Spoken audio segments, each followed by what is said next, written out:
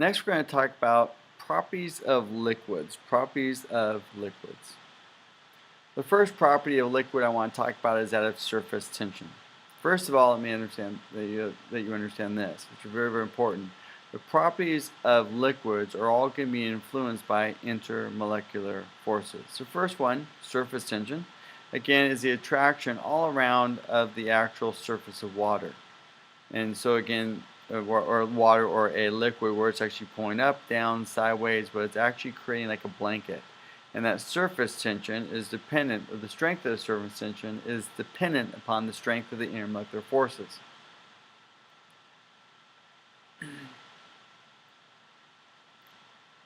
If we see water placed on a wax surface, we're going to see that the water will really grab onto each other and beat up because there's a strong surface tension, strong intermolecular forces because water has a hydrogen bond. Remember that is the intermolecular force?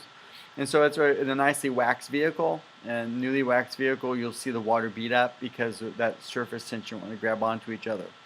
The actual, if you have a benzene, which is a 6C6H6, which is a hydrocarbon, and all hydrocarbons are bound together by dispersion only, then we'll realize, again, it's very weak intermolecular forces. It will literally lay flat on the surface.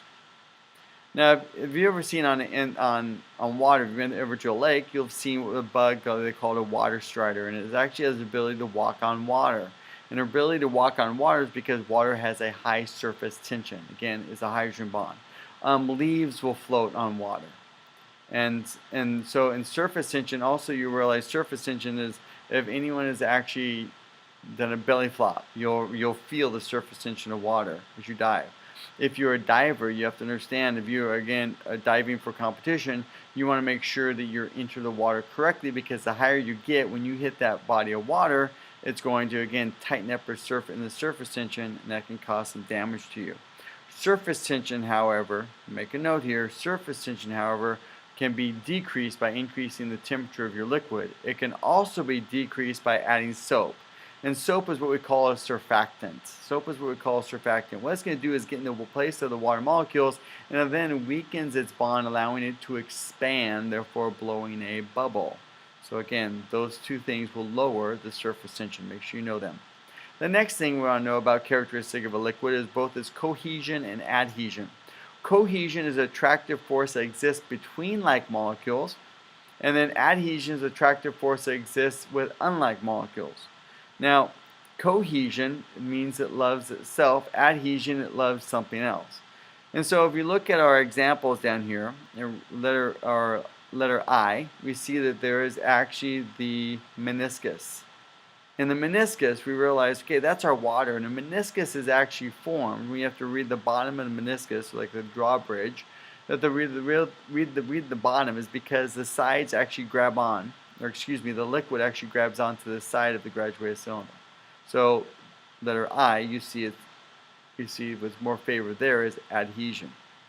For the double I, it is a straight line across, meaning both adhesion and cohesion are about the same, whereas with letter 3, the 3I, you actually see that it bellies up, and therefore we see now that cohesion is greater than adhesion. Now, this actually comes back into play. Now, one of the things that's an important application here is back with blood banks. So if anyone given blood, that's great opportunity to be able to give blood, but back in the day, when they would collect your blood, they wouldn't put it in a plastic container, they put it in a glass container. The problem was, and the water being the blood being primarily water would actually climb up the sides of the glass, and at that portion, if it didn't move, those portions of the blood cells would actually die. The problem is, if a portion of it dies, the whole sample of blood is gone bad, so they have to discard it. So what they do now is they actually put it in plastic bags, because water does not like to adhere, it does not like plastic. Water does not like plastic, and that's why it even helps out with a graduated cylinder when we use plastic graduated cylinders. The next one, capillary action. So our third characteristic of a liquid. Capillary action is due to adhesion becomes greater than cohesion, and what happens in a capillary, if you've been given blood, they'll prick your finger, they'll get a bead of blood, and they'll put a capillary tube up to the blood, and the bead of blood, and the blood will actually climb up the tube. That's the water adhering to the side. And you don't have to worry about it over climbing out off the, keep on spraying out because gravity will maintain it from doing so. But the water is actually able to climb up the actual tube. Now they can't have the diameter too much because the water just can't handle too high of a diameter. If I'm looking at letter A and letter B below, and I want to know capillary action, what are these? Well, if I look at my blue, that's my water, and if I look at the brownish one or gray one, that one is actually an example of my mercury. If you remember, we used the mercury in a barometer. Remember, we had that when the pressure went down, the moved up and down the barometer. So when we have low pressure, we'll talk about the barometric pressure. That's when you have an L for low or an H for high. So in a situation, they're reading the extra barometer. Now, why they use mercury? Because mercury is cohesive.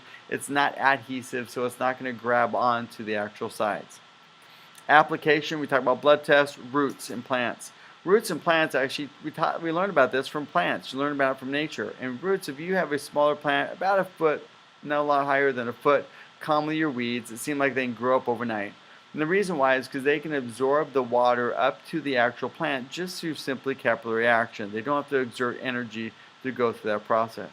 We then learn that and apply it to actually paper towels. Now, a paper towel, you look at a paper towel, again, be careful. The quality of the paper towel, you want to get stuck up on the price. You want to look at how many fibers are present in that paper towel. The more fibers present, the more absorption you get because the water will have more tubes for the water to climb up. Viscosity. Viscosity by definition is resistance to flow. And this becomes they have strong intermolecular forces. Strong intermolecular forces. And so what they'll do with viscosity to measure it, they'll measure by timing how long it takes a known amount of liquid to flow through a thin tube under the force of gravity. So that's just a default measuring all liquids that way. Now viscosity, just like my surface tension, can be decreased with that of increasing temperature. Example, syrup, hot syrup, cold syrup. Basically, if you have some syrup in your refrigerator, if you would actually come out slow, but you put a little bit in a bowl and put it in a microwave for about 10 seconds, it would break the intermolecular forces, it would pour like water. Example here also is we use motor oil. Motor oil, again, the engines get hot. We need a liquid that can lubricate the parts of the engine in your car that are actually moving and be able to handle the high temperature. So oil is viscous. It's resistance to flow. With that, it will actually then, as you increase the temperature, decrease the viscosity, but yet it still maintains its structure. That's why, again, you'll have different oils for a different vehicle, whether it's a small engine, a small car, or a truck. There are different oils that you're supposed to use. Also, it's important, remember, you should change your oil approximately every 3,000 miles. Newer cars are slightly different than that. 3,000 to 5,000 miles, you should change your oil, because what happens in the process of the oil heating and cooling, as you turn your engine off and turn your engine on, that oil in of itself begins to break down as well and it'll lose its viscosity.